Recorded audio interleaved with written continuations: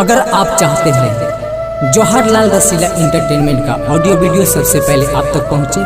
तो हमारे चैनल को सब्सक्राइब करें और साथ ही साथ बेल आइकन के बटन को जरूर दबाएं।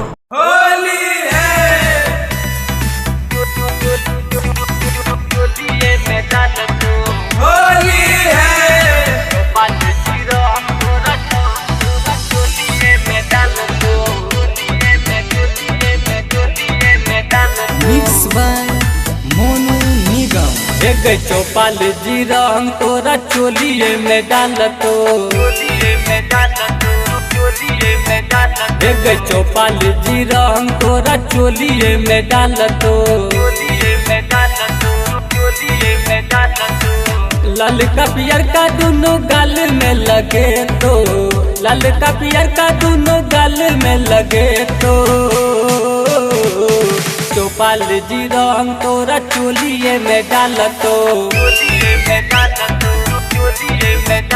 एक चौपाल जी रंग तोरा चोलिए में डाल तो,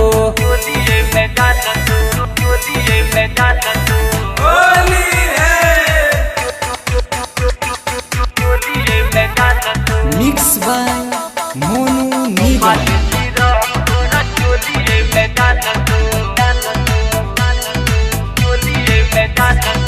नमहर छे हमर पिचकारी गे,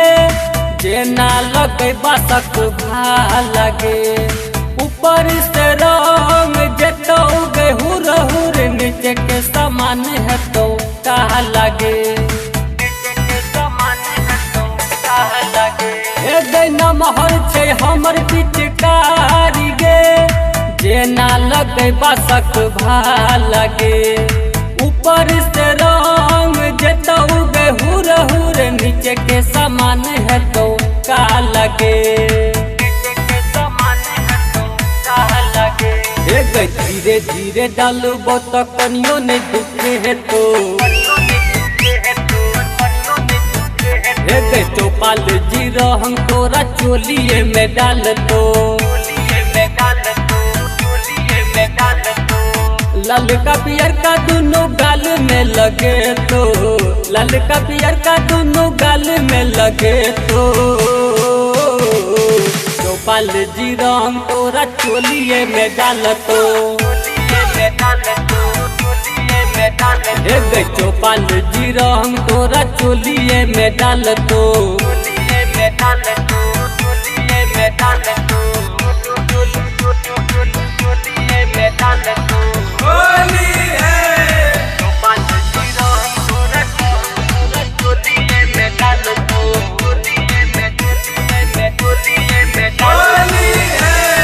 तू हो छकाच कुमार गे,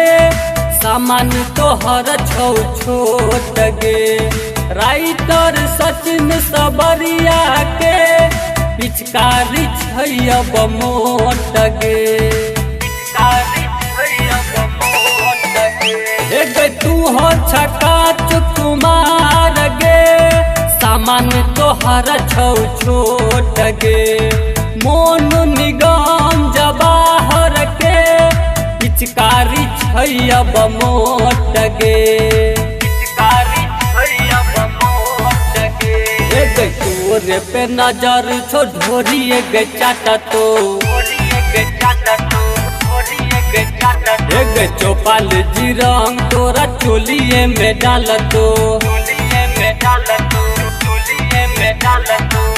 ललका पियर का दोनों गाल में लगे तो, ललका पियर का दोनों गाल में लगे तो, चौपाल जी रंग तोरा चोलिए में डाल तो, एक चौपाल जी रंग तोरा चोलिए में डाल तो।